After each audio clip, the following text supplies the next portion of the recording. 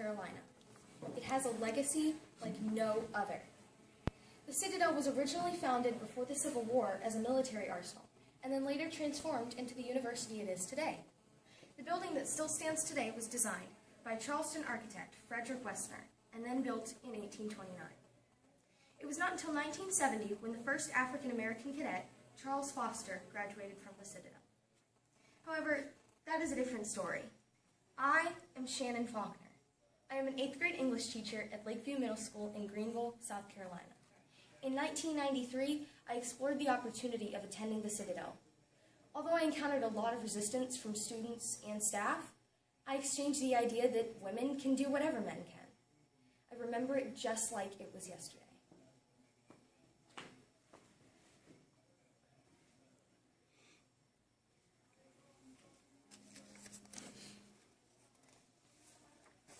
I left the Citadel on August 18th, 1995. I felt like I had let myself down in a way, but I knew what I was doing was best for myself and my education. The boys on campus didn't seem to care, though. They were happy to see me gone. It was all over the news. I was all over the news. The press was constantly interviewing me and putting articles about me in the state. Just 6 days earlier, I was scared out of my mind. But throughout the day, I just pictured myself standing up at graduation and being able to successfully call myself the first female cadet to graduate from the Citadel.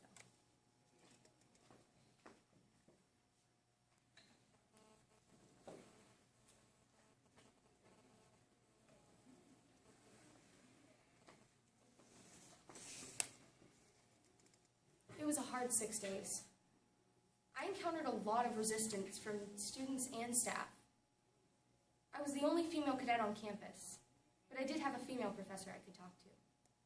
I would sit in her classroom and talk to her about the small and sometimes big things on my mind. There were also a few of the African American students I would talk to. They openly protected me in the classrooms and in the hallways, and anytime they saw me alone on campus, they would ask if I was okay. Cadet Von Mickle was one of those few brave cadets. That day, when I got to the Citadel, he welcomed me and shook my hand. I sat in my barracks during the nights and thought to myself, can I really do this? Do I really deserve to be here? But I had to put aside my doubts and think about the triumph of winning the battle against the Citadel, and knowing the days, the years of being in court were over.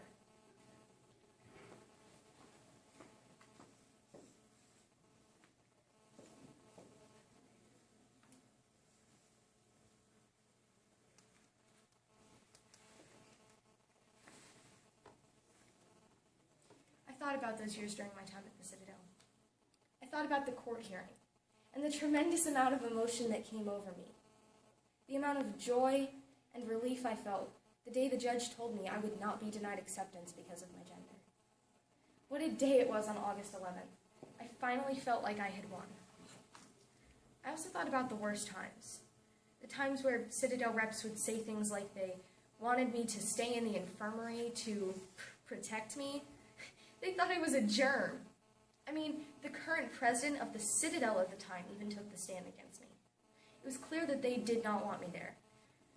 They made up all sorts of excuses, like the fact that I was about 20 pounds overweight to try to keep me out. I knew that everything they told me was only because I was a girl, but I could not let that stop me.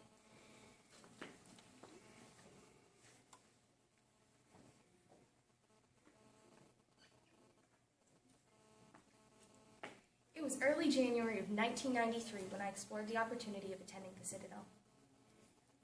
I heard people who I considered my friends tell me that I was crazy for even attempting to apply, that I was crazy because I would never make it into a prestigious school like the Citadel. I mean, duh, a girl applying to the Citadel? Crazy, right? 2 weeks later, I got my acceptance letter. They didn't even ask me for my gender on the application.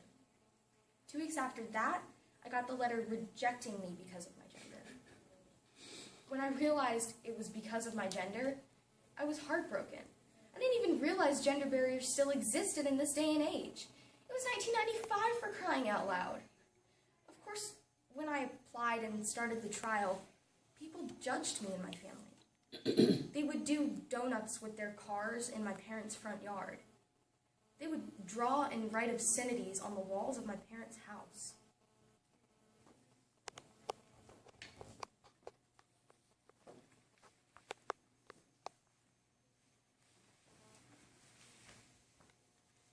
Once we had gotten about a year into the trial, the judge allowed me to begin taking day classes at the Citadel. I was getting closer, but I still wanted to be able to attend full-time. When I was accepted into the Corps of Cadets, I did not know what really to expect. I ended up going to the infirmary on my first day as a result of the stress. I had seen someone who had previously attacked me show up on campus that day. I was on an emotional cliff, and he pushed me off of it. That's when I got really sick and was forced into the infirmary. Oddly enough, most of the torture and mean comments happened off of campus. I vaguely remember hearing somebody on the radio one day singing a condescending song about me. It was something along the lines of, "Here's a tall tale about a woman's will. She's a podunk chick from Powdersville. Shannon Faulkner, oh no, Shannon Faulkner." The boys on campus just tried to forget that there was anything different and continue on with their education.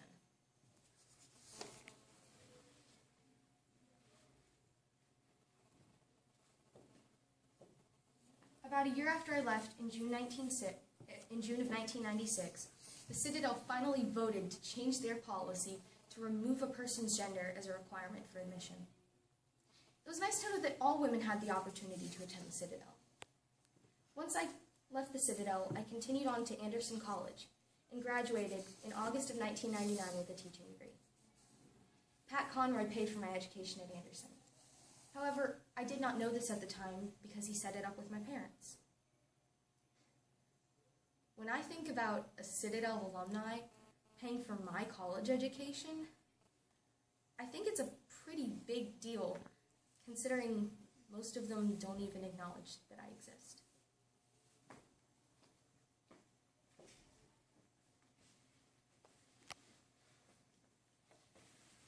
As of December 2009, 205 female cadets had graduated from the Citadel.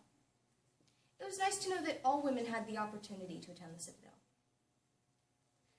Women who go to the Citadel today face some of the similar challenges I did in 1995. They continue to fight for the treatment they deserve, such as their longer hair and locks on their door. And yes, some do feel isolated from time to time, but times have definitely changed. They are getting better. They aren't perfect, but they are getting better. I continue to speak to the media about my journey and exchange the idea that women can do whatever men can. In 2012, I appeared on Oprah, Where Are They Now? Attending the Citadel was an unforgettable experience. I tried to change the Citadel's Corps of Cadets and the view of the public on all aspects of academics nationwide. I will say this, the Citadel gave me the education of a lifetime. Only 15% of it happened in a classroom. I just want people to know that I never did it for the fame or attention. I just wanted to go to college.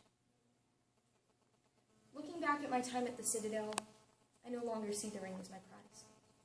Instead, I proudly wear the name of every woman who enters the Citadel tattooed on my soul. Whether she stays 1 day or 4 years, I gave everything I had to make her dreams possible.